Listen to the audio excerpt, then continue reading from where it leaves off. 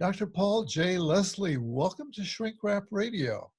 Well, thank you, Dr. Dave. It is an honor, pleasure to be with you. I've enjoyed listening to you for a while, so it's good to kind of meet.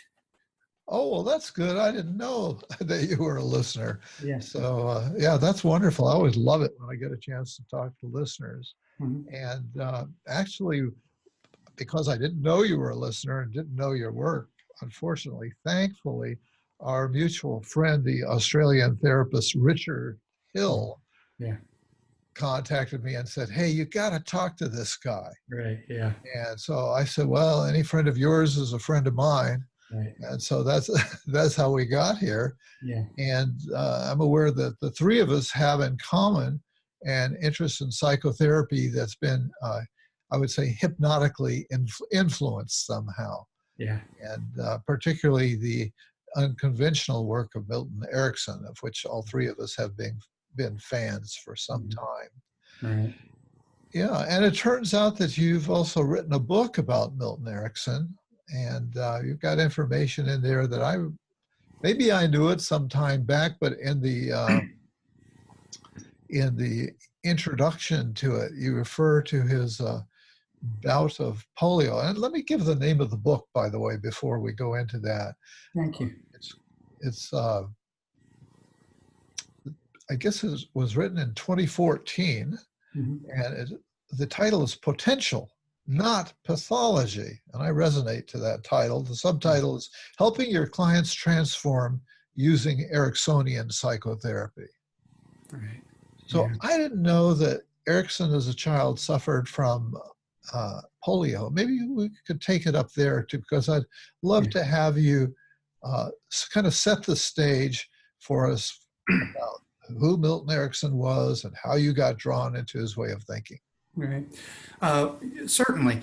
Erickson, for most of his childhood, he didn't have polio, but in his later years, teenage years, I think he was stricken then. So he was a very athletic and active young man on the farm way back when.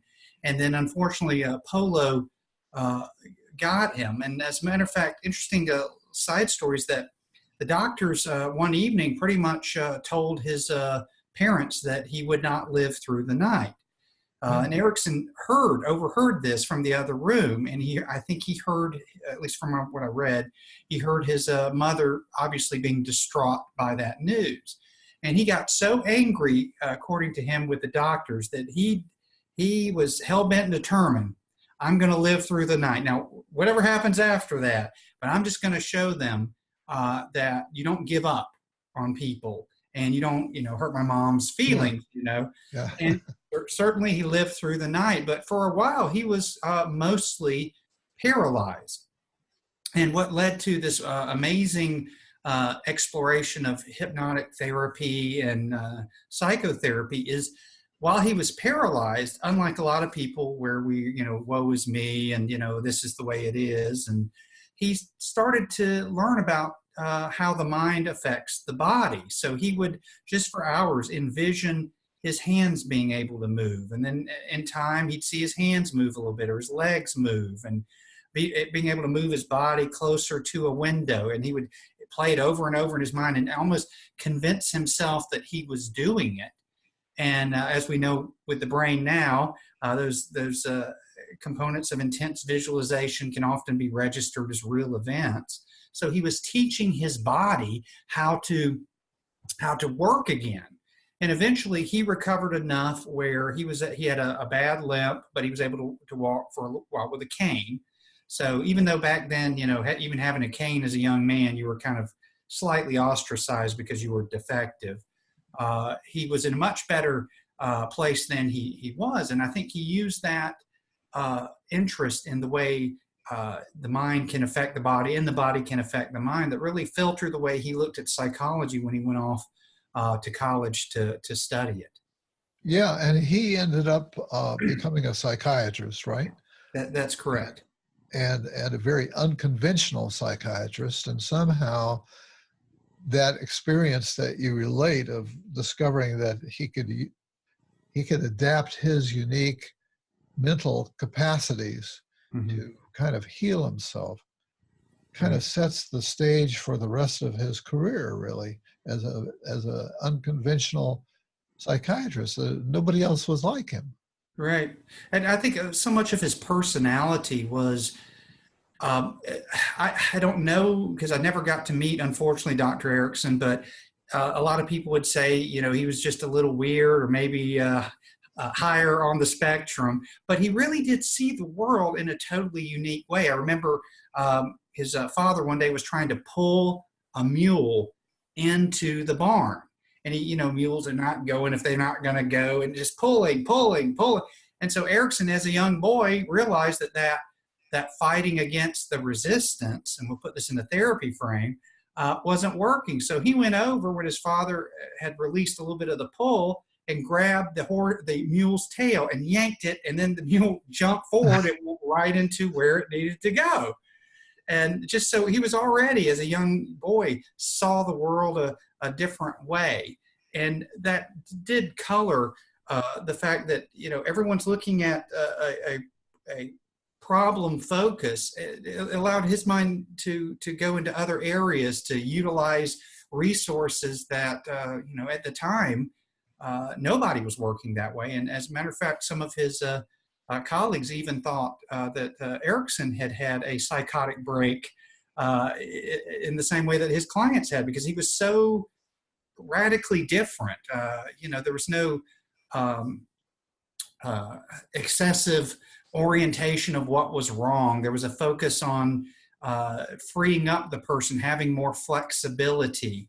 So and at that time period when he was coming up, psychoanalysis was, the big thing, and there's some value to that. I don't put down any specific theory or technique, but Erickson was just, he saw that if you were going to go to the past for a search for etiology, it only needed to happen if it would help move the person forward. And most of his therapy interventions were either present or future oriented rather than past. And that was, something we more so now, but back then that was just totally unheard of.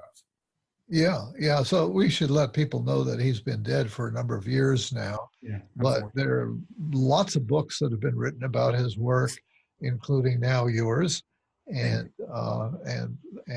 lots of people have been so impressed by the stories of. He wrote about a lot of the therapy that he did, I guess, and people collected his papers and put together some volumes. And the title of the other book that you've written that we're going to be talking about talks about magical interventions, and reading those stories, they just seem so magical.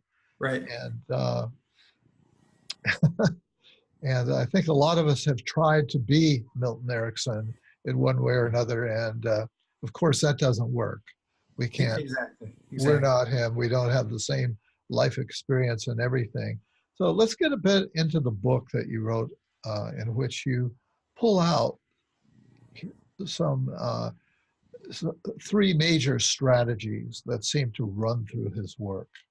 And that's a real service, because his work is just, there are all these stories and they're all over the place, and to try to figure out, to try to begin to figure out, how can I master this? Yeah. It helps to have a bit of a roadmap. And so I think you give us some real help in that area. And so the first one is utilization. That was a term that he used. Mm-hmm. And tell us about utilization. Maybe you can give us an example or two from your own work. Sure. And to me, utilization, if every therapist opened up a little bit to allow a space for utilization, I think the outcomes for most therapists would be so different regardless of the therapeutic orientation. So what utilization is essentially using whatever is given to us as a way to help clients meet their goals, even if it's resistance.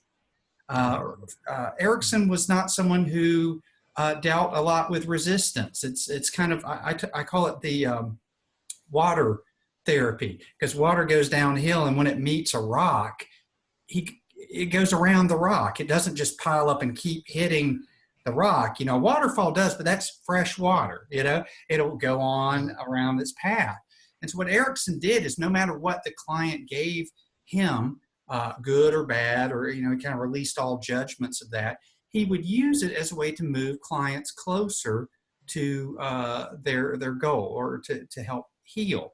The most famous, or one of the most famous examples of Erickson's work was there was a young man who was in the mental hospital, which Erickson was the medical director. And the man was very certain that he was Jesus Christ, the original Jesus Christ. And so apparently he was sitting he had taken the sheets, you know, and then on the bed and torn it and put it over his neck. And, you know, I guess was being magnanimous when he wasn't having psychotic breaks. But he was convinced he was Jesus Christ. And, you know, rather than try to convince the man he wasn't, Erickson felt that what he needed was to get out of this isolated existence he was as Jesus and to interact more with people. So Erickson went into his room one day and he said, "They tell me that you're a carpenter." And the young man smiled and said, "Yes." And he says, "I need your help.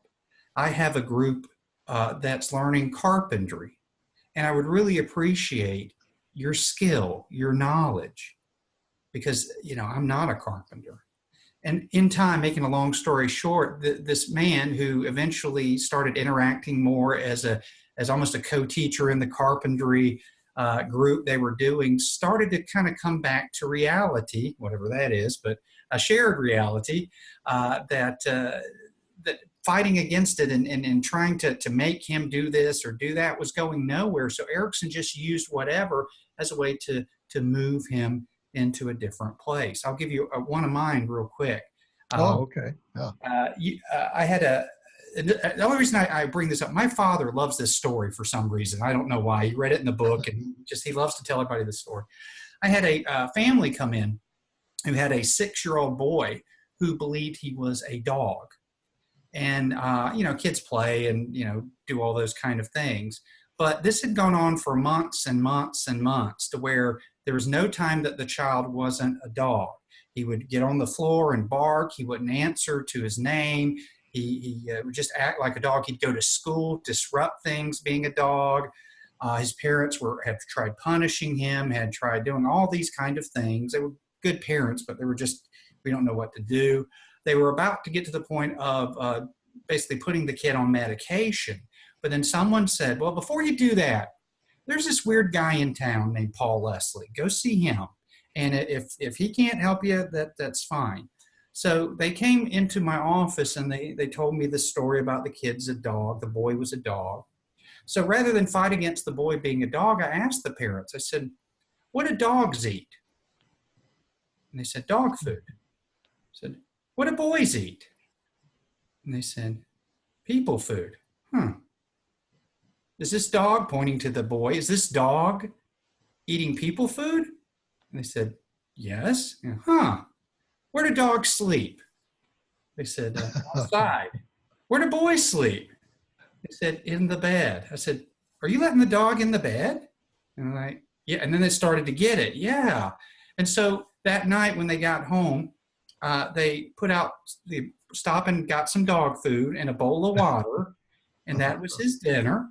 And then when it was time to go to bed, the dog had to go out on the back porch where it was a little cool and dark, even though they were looking through the blind, you know, at him the whole time. And with about an hour, there was a knock at the door, and it was the boy.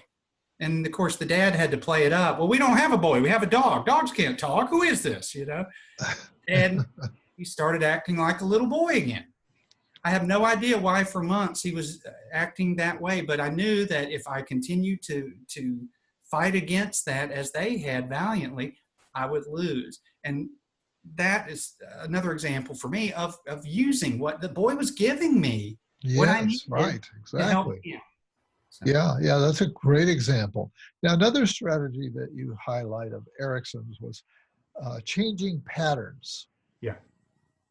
Yeah, I've always kind of viewed and Dr. Erickson had this view, which gave me courage to kind of explore this on my own too, that the root of most of our problems is how inflexible we are. We are practitioners of habit, or we get into habits of assuming how things will be in our lives. And then when things change, sometimes we try to put old patterns to new situations that don't work, and we continue to try and do that. Or due to certain experiences, we get into ways of interacting that become very rigid. And again, it's instead of fighting against a pattern by altering a pattern, interrupting patterns in a way. And let me just say, always respectful to the client. Yeah. It's so crucial that we have the client's permission, that we have that great therapeutic alliance, that we see them as a human being rather than something to tinker with. But for example, if someone has a couple has a pattern of arguing, and it seems to be a nightly knockdown, drag out pattern, well, find out where they argue. I had a couple one time, they always argued downstairs. I had to get all the details, and it's always after dinner.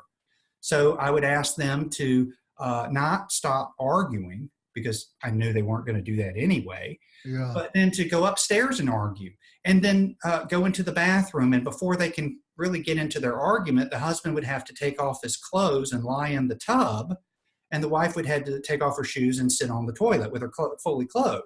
And they could only argue from there.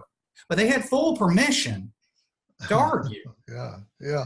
But that's changing a setting. It's changing a pattern. I had a lady who one time had an OCD where she had to knock 7 times anytime she got a thought about health issues, and kind of overwhelming that she'd get sick and die. So having her knock 7 times was not something that I could take away. So I just asked her between every knock to do like a jumping jack, put her, put an arm straight in the air or something between every knock. And then within a week or two, 7 knocks became 4 knocks, which eventually became 2 knocks. So we all are interacting, and we're doing patterns, and we do it all the time without thinking about it. In my other book, which we'll talk about, I talk about breaking a spell, how we are in a spell of patterns, and sometimes dysfunctional patterns. And breaking a spell to me is merely when we alter the habitual response, we suddenly free up creative energy that then allows us to go in multiple directions. So when we say somebody's under a spell, it's usually our own spell. And by altering these patterns, we can get new behaviors without excessive investigation of where the patterns come from. Because sometimes people don't even know, to be fair. They just don't know. And instead of digging and digging, by respectfully, doing that and altering it. And I think people just in general, like if you always get up and take a shower and then brush your teeth, then take a shower.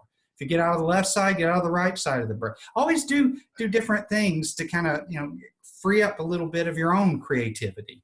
Yeah, I want to underscore something that you've reiterated a couple of times, which is to do this stuff, you've got to build on the relationship. You have to have a relationship. Right. Rather than just spring this out of the box right away. Yeah. Because they're willing to try some of these things because of that alliance that you've built with them. And what I'm realizing as you talk about the patterns is I'm an older guy now. And so I'm experiencing some older guy phenomena that I did not experience as a younger guy, where the absent-minded professor, I guess. It's not that I'm absent, it's that it's harder to multitask now. Right. And if I'm doing something, one of those patterns will get triggered.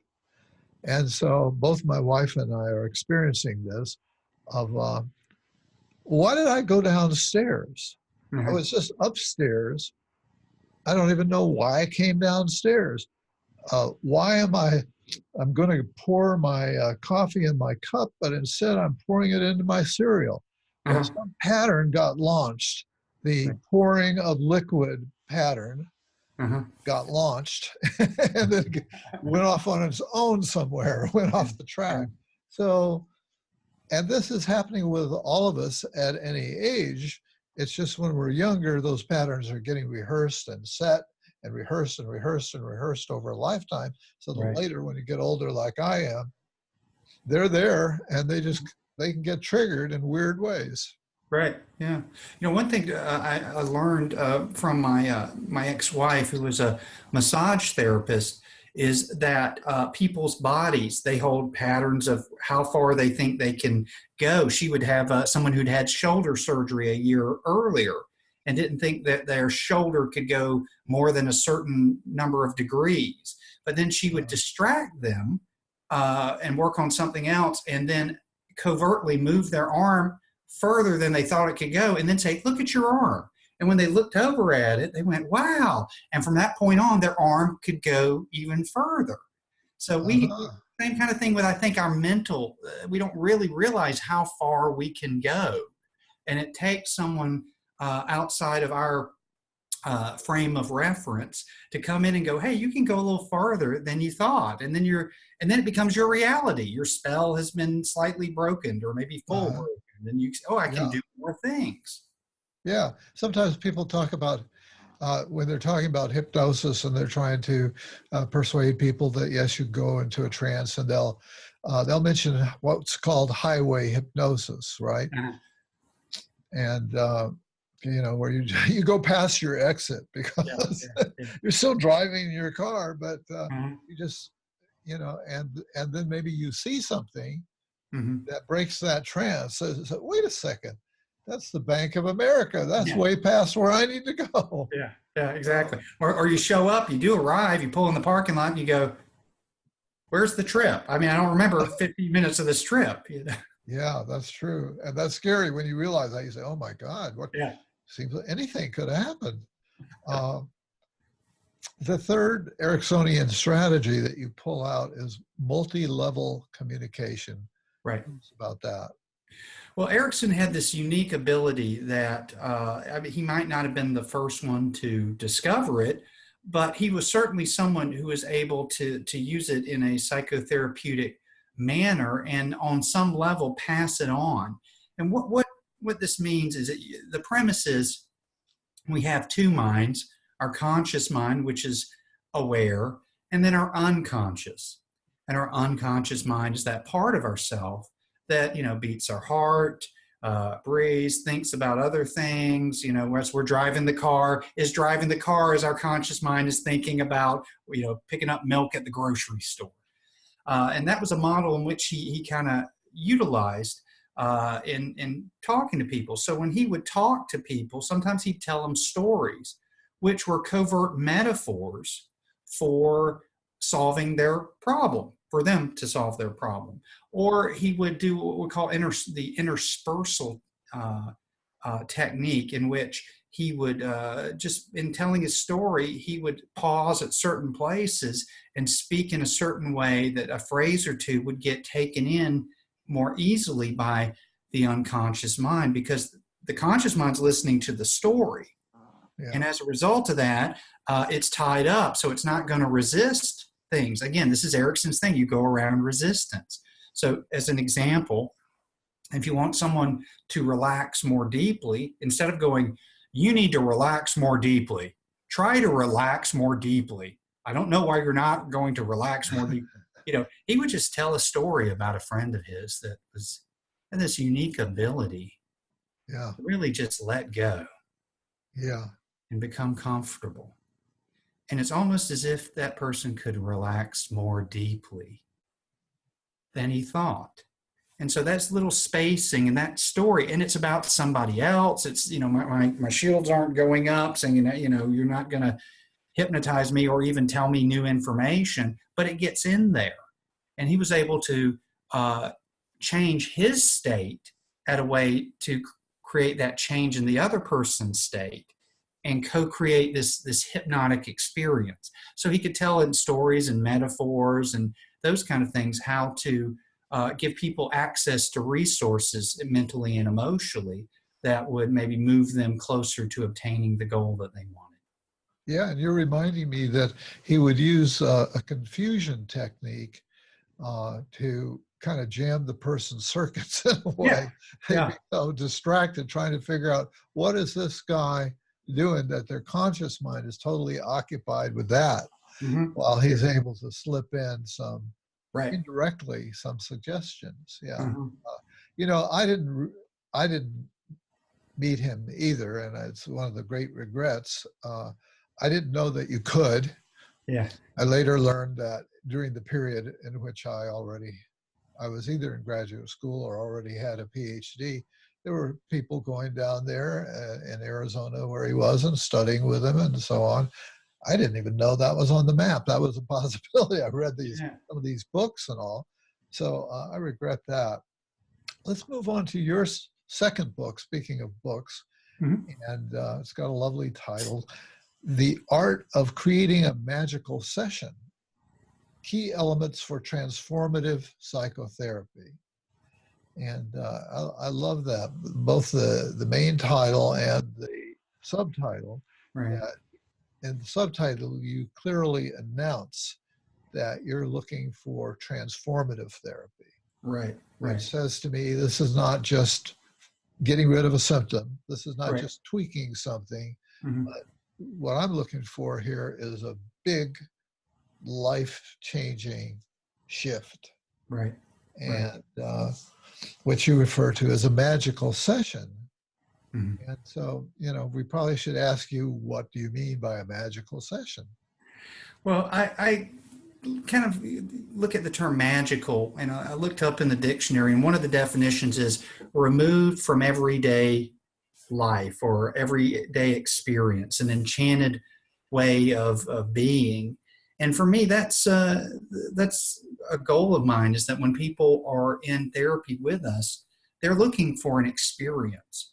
I mean, granted, they want information, but a lot of times they already know the information. They already know the things that they need to do. It's just sometimes it's harder to implement it.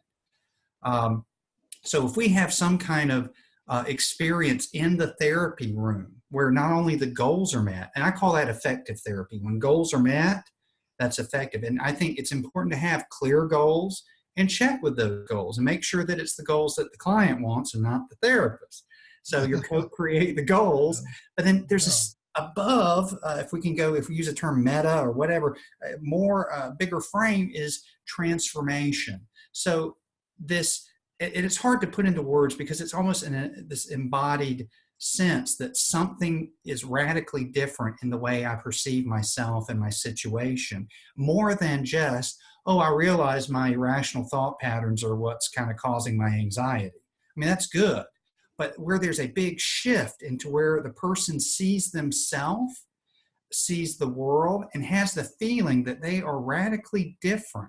Something's different. A lot of times they can't put, even the therapist can't put the words on. This is not a technique because, again, the research, if anyone pays attention to a lot of the research over the last 20 years of the common factors, shows that when you strip everything down, theories and techniques end up equally working about the same. It's the therapeutic alliance that's the most important. So building on that, we got to really know our techniques and theories, but there's this extra added dimension of creating a magical experience for the person, doing our therapy, our techniques, but how we're doing them, in what context, and opening ourselves up to things where we're not following rigid protocols or standardized treatments, but yet we still are grounded in our skill. Unfortunately, I think, and that was one of the reasons I wrote the book, I am seeing way too much regimentation and too much structure in therapy sessions. And as one of my colleagues, who's a well-known therapist, I won't name, said, you know, Paul, most sessions you watch on these videos today are just boring. And I think that's true. They are boring. Sometimes, okay, you got to be a little boring, but there's got to be some dynamic happening. And I think that if we can find out what those elements are, that we can kind of, how do I put this? We can set the conditions for magic to come into the session. It We kind have of a goes magic. back to the highway hypnosis thing. Yeah. As therapists, we're in a kind of highway hypnosis, if you will, of being locked into patterns. Right. Yeah. And you're challenging us in your thinking and in your work. You're challenging us to challenge ourselves Right. to break out of that and tap into our own creativity. Yeah. Well, I think that's the big thing a lot we're missing is creativity. You can be the greatest cognitive behavioral therapist, Gestalt therapist.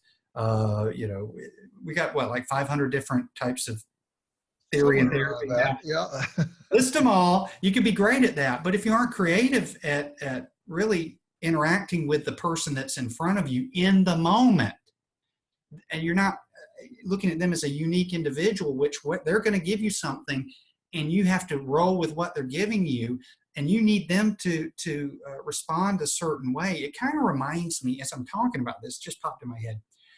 Years and years ago, when I was a young man, I tried to take a certain karate martial art, and they said when the attacker does this, then you do that, and it seemed logical. And I would practice, you know, and in training, it always worked because when the person, I knew they were going to do this, and then I do that, and then Yeah. you finally put on the gloves and get out, and then get hit in the nose, and you're going like, what happened? And the thing is, the training partner, when you're sparring, didn't do what you thought they were going to do. That's the whole point of it.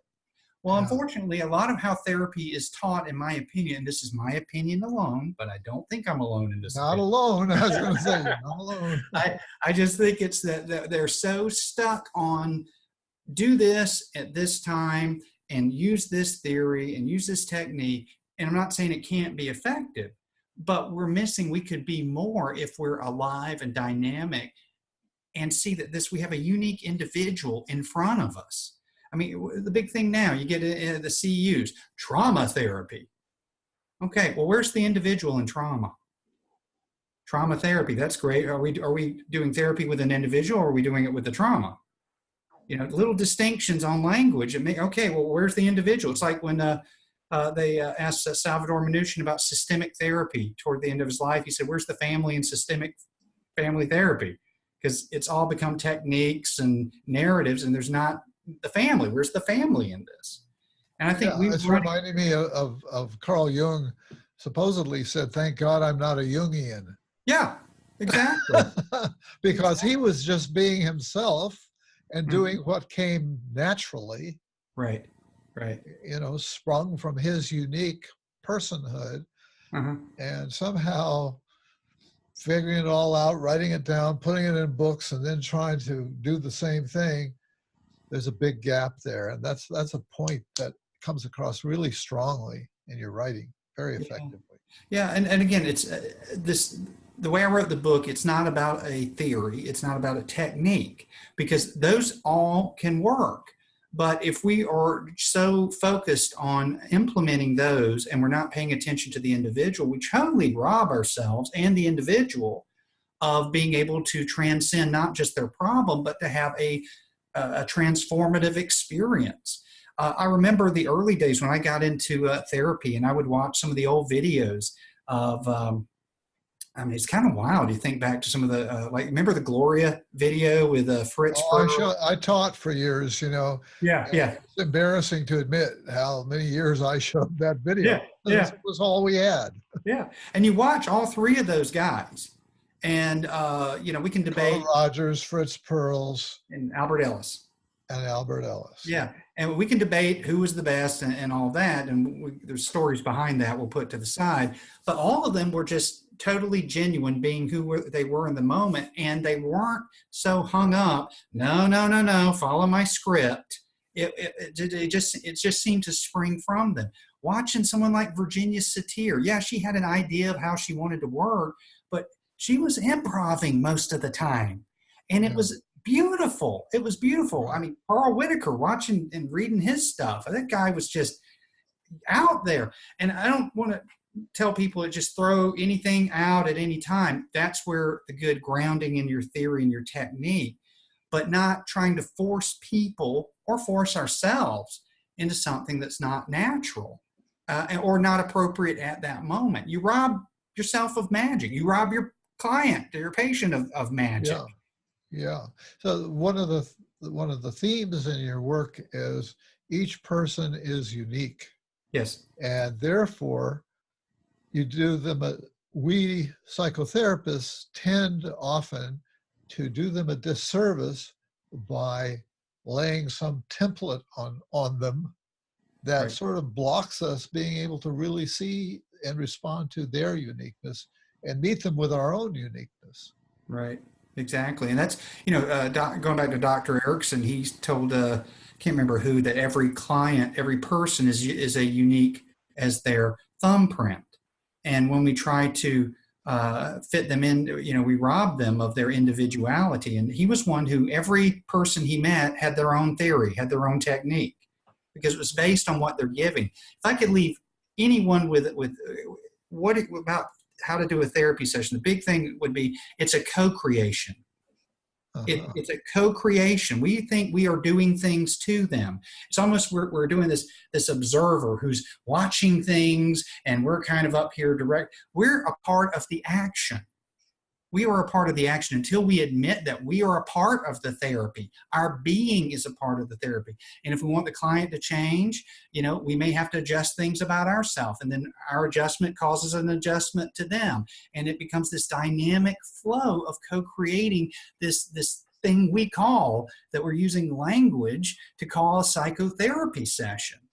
And I think sometimes a lot of therapists, particularly who are in this linear cause and effect way of seeing things, get hung up. It's I'm doing this to them. Now they won't state that because it sounds terrible, but it is. I'm going to fix your behavior. I'm going to fix your cognition. I'm going to fix.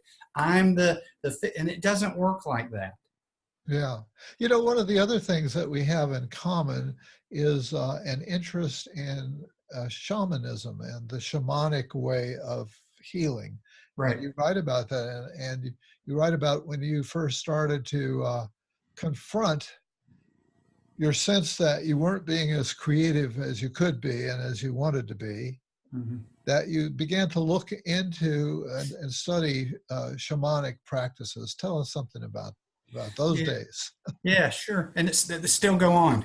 I mean, I was the other day. I was doing some reading and interacting with someone who's a curandero, a Mexican shamanism, learning about things about that. But I want to make a big distinction. I'm not one of those people that says add shamanism to psychotherapy. And my definition of shamanism is the one that Eliade, who kind of coined the term back in the 40s, used. So for me, psychotherapist is not a shaman according to that definition, because a shaman goes on vision quests, talks with the dead, all of that. I view the psychotherapists as healers. We are healers, and we have a wonderful tradition. It's a short tradition. But getting back to shamans, what I learned from most shamans is there's an element of performance. Yeah. And when they have their techniques, but it's also about the person. So when two brains meet, it sounds like a neuroscience joke. Two brains meet in a bar, but two brains meet, they interact off each other. And we're going to talk about the mirror neurons and all of those kind of things. So if I am able to access parts of myself from a performance perspective, that alone can affect the state of the person I'm talking to.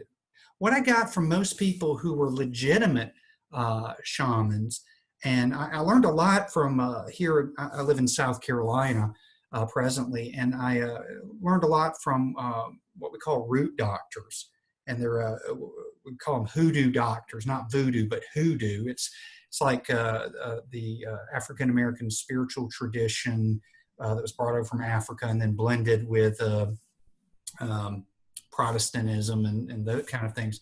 But what I got from talking to these people is you're not doing any, you're not really directly doing anything. You're creating, as I mentioned, these conditions for this magic to come. So the rituals, the any chants, the making the what they call the root, which we'd call a mojo if we're in New Orleans, little mojo bag. All of that is part of a performance, if you will, that gets the person's mind out of an ordinary experience. So while I'm wrestling with trying to follow the book and be a linear cause and effect type thinker, I need to also, this is what it taught me, to embrace performance a little more, not a calculated performance, but being just so present. There's got to be power in what we're doing. And I don't mean a forceful power, an emotional power, because that's what activates our brain. If we aren't really feeling that deep connection, and number two, that something different's going on, then we're just having a conversation. I can have a free conversation with any family member I want and get tons of free advice. What makes a therapist different? It's not our techniques and tools. That's what I got from the research, from the shamans and these root doctors. It's the performance aspect, shifting their consciousness away from something and setting a new context to create and see what is created. That's one of the big things I got. What do you think? This is just an idea that pops up from what you were saying. You go to psychotherapy conferences and the stars actually put on a performance. They'll get a volunteer. Fritz Perls was one of the originators of this back in the day, and get somebody up on the stage, and there is they're not used to being on the stage, so it's definitely the client isn't. And so there is a big emotional setup there that's going to make it very likely that something's going to happen. And you've got this weird old geezer there who's being very provocative, and then having you talk to yourself, moving back and forth between two different chairs. So there are a lot of the elements there of that. Yeah. And sometimes I've wondered, and it's probably not an original thought, but that those guys and women who perform at conferences, they've got a little bit of an edge. It may not always go that well when they're doing their private sessions. One has to wonder, because they've got a real edge of expectation. It's different, all kinds of stuff going on. Well, Dave, you hit it exactly. Number one, expectation. I don't think we, as therapists, set enough expectancy that healing's going to happen. Mm-hmm. We're even taught sometimes to talk it down. Change is going to come slow, or okay, you may feel a little better, but it's my favorite. It's going to get worse before it gets better. I'm like, really? Is that what you want to tell somebody?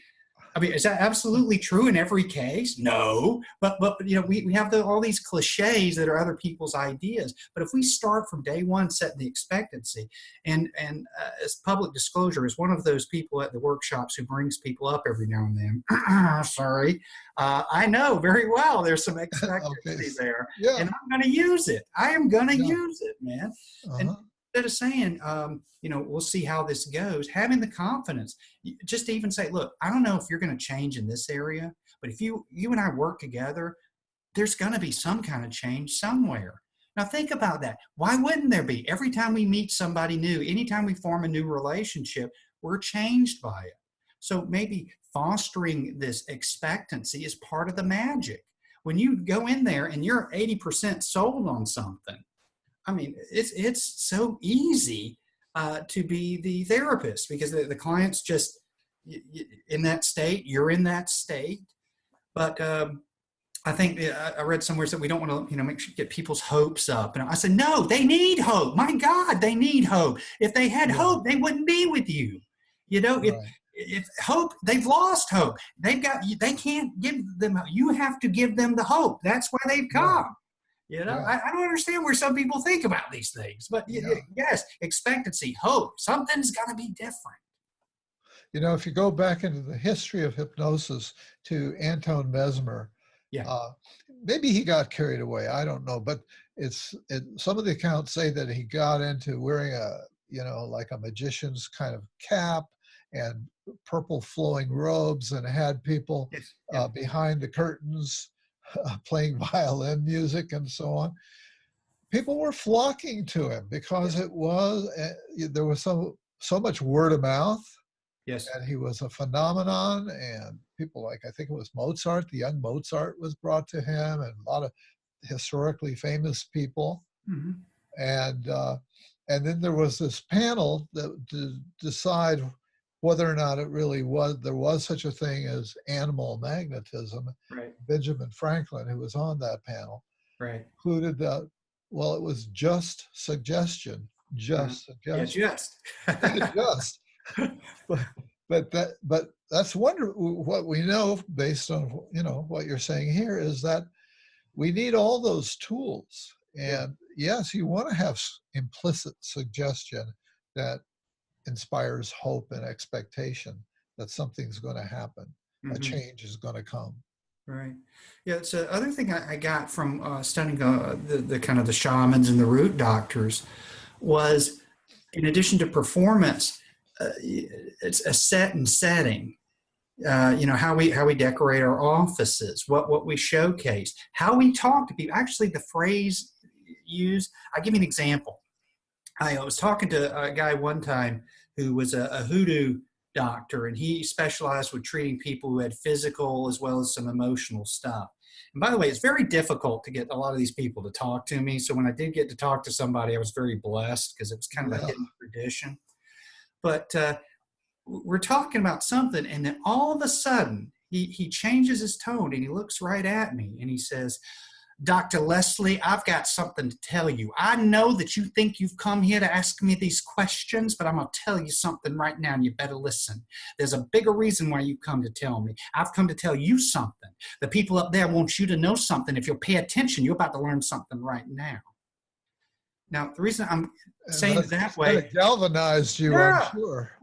Yeah, right. I don't even remember what the heck he said, but it's like I was in a trance, so to speak. But yes. Why not talk? I mean, maybe not that way, but talk to our clients with passion, with certainly with respect. But it all comes from us, and we're if we're thinking that we use the technique and the theory, that's great. We're using that, but it's got to come from us. We have to have that behavioral flexibility to be charismatic, if I can use that term, or what I prefer, having a healing presence. If we don't have a healing presence and we don't have that alliance, your technique ain't going to work. Yeah, yeah. Now you rail quite a bit, and I would agree with this, against traditional graduate training, and that a lot of that sort of turns us off of whatever natural healing thing we might have had. When I decided to go into clinical psychology, I think there was a feeling, I had the feeling from high school and so on, that people liked to talk to me and that they would share their issues and that we would bond around that stuff. And so I thought becoming a psychologist might be something about that, about getting down to the brass tacks of what it is to be a human being and sharing that stuff. And it wasn't that at all. And it wasn't until I got involved in what was going on at the time as the encounter group movement, where you get in a circle of more or less peers and give each other feedback. And people started reflecting back to me who I was in a positive way, that I felt reinforced for who I was. Right.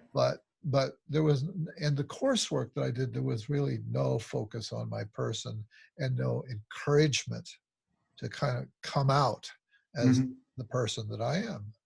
Yeah. I think that's still prevalent. I'm also, just as an aside, I'm very disappointed by and I'm not trying not to overgeneralize, but a lot of graduate programs, it's very little attention to our forefathers and mothers in the field. I don't feel like we have enough grounding in the people who came before us and who seem to have certain skills, talents, the way they're being. And I think we probably need to investigate those. And I get it. We have this fear that, the student's going to say or do something wrong. Unfortunately, counseling, psychotherapy, whatever you want to call it, has been lumped into the medical aspect of things, and it's a Yeah. little different than I don't really have a lot of experience, but I do think I can remove a gallbladder. No, we really need you to do all this stuff, and but so I need to put my humanity to the side if I'm a counselor and make sure I'm following all these kind of things, and then if I'm lucky, I'll remember to bring it back when I've had enough experience. I don't have an answer for this, but I'm hoping there's a way you can have, instead of either or, both, a program that teaches people how to bring who they are to it. But yet things like, you ever thought about not talking and let your client talk? And, there's a point where self-disclosure is too much, all those things that we need to know. Yeah. You notice you're not doing the technique right. It could probably be more effective. You notice the words open-ended, close-ended questions. But instead of just we're only going to focus on that to where you're a blank slate. I think that's held over from the Freudian thing too, being a blank slate, not showing things. There's got to be some kind of balance. And I'm hoping, and I know there's some programs out there. I know a couple of colleagues of mine, if they're listening, they'll be like, what are you talking about? I do that.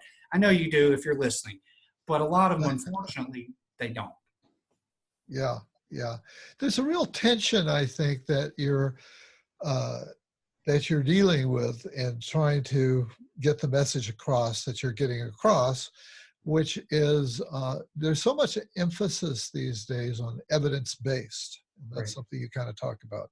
What we do has to be evidence-based.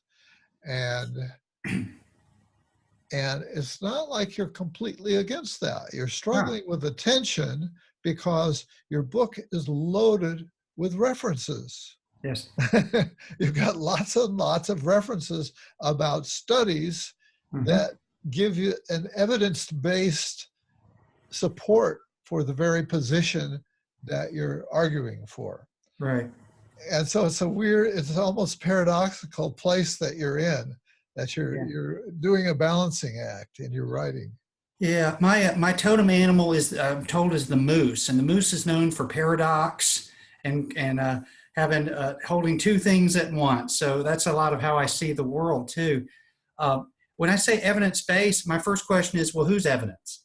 And there's all these studies, but again, there's also even tons of studies on that all the major therapies and techniques work equal. When they take out everything else, they work equally well. So when you hear too much about evidence-based, my issue with that is that somebody trying to sell a training program or to get funding sometimes. Because Carl Rogers, I think, had a lot of evidence. I remember reading a lot of his stuff, and people have done. So he's no longer in, because I don't guess there's enough evidence, because they've done studies to show, oh, this is better than person-centered. But when you really tear down those studies and find out that they're all good, they're all, and I'm not talking about crazy stuff like rebirthing and those kind of pseudo crazy stuff. I'm talking about the major ideas and research. So rather than limit ourselves and stick to this term, it's only evidence-based. Yes, we need that, but we also need to be an artist in addition to being a scientist. I think a good psychotherapist is both. If you're not an artist and a scientist, you're not a painter of words and a researcher, you're missing the boat. Some people, again, it's this either or. I say here, both, Yeah. It's a paradox. Yeah. You talk about the dodo bird effect in that context, and the decline of therapy and therapy incomes. But take us through that piece of it a bit here. And a lot of this is based on, I want to mention the work, if people are interested in this, there's a lot of work on the common factors. I'm just going to briefly mention some names and forget some names, so I hope nobody's upset. Bruce Wampold, Mark Hubble, Scott Miller, Barry Duncan, Michael Lambert, John Norcross. I'm just missing some people, but that's your first go-to, in that you're looking at, what are those common factors that really do make a change. About the incomes, that was based off some research I think Scott Miller and Mark Hubble did, or had at least had given to me, and it was about how graduate school prices continue to rise. Incomes, according to the APA, is continuing to either not rise or actually fall. And for a field that should be as robust and dynamic, we have to wonder what's going on. What's also going on is the cost of training programs continues to go up. Everyone who has a new training program, I was at a conference in December, the Brief Therapy Conference in San Francisco. We had a running joke, a couple of us. You just pick random therapy things and put them together and you have a new therapy. So I could say, I teach experiential cognitive developmental biofeedback mindfulness therapy. And then you trademark it and you charge $3,000 a level for it. So we have the training programs going up in cost, graduate school going up in cost. Our salaries are going down. And there's an article last year in the Psychotherapy Networker by Hubble and Miller who talked about how the big booming business in comparison are psychic mediums. Their incomes are going through the roof. And here's the thing, they get results. People are happy with them. Whether or not we want to believe in them, people feel like they're getting emotional benefit from it. So their numbers are going up. Shamanic. That's the shamanic tradition again. Exactly. Yeah. And our numbers are going down. Yeah. I got a doctoral degree. I'm trying to get out of student loan debt. Don't tell me this. Right. But yeah. I think that's it, because they don't, they view that, psychotherapy can have benefit, but I think people want an experience of wonder. And if they can get an experience of wonder and connection, and they don't have to go through a medical model, psychotherapeutic jargon stuff, I think most people will do that. Yeah, well, I think of the rise of coaching, which has freed even people who have credentials as psychotherapists. Some people with PhDs find a lot more freedom describing themselves as a coach, and also less stigma. That people have these sort of stigmatized version of view of psychotherapy, psychology, psychologists, etc. Mm-hmm. And oh no, I'm a coach. I'm just going to talk. You're not going to have to talk about your past and a bunch of stuff like that. We're just going to focus on how to make you more successful. Right. Yeah. And I get it. And stigma is one of the things that is the biggest drawback. And research has shown that the images we get, which have gotten a little better in the last few years, but historically over 40 years, Hollywood has not been very kind to psychotherapy. I can say that with some authority because that's what my dissertation was on, about the perceptions in media and things like that. Uh-huh. And it's just overall been negative. There's some bright lights recently, but it gets in the back of their mind, and it's like, I don't want to go in.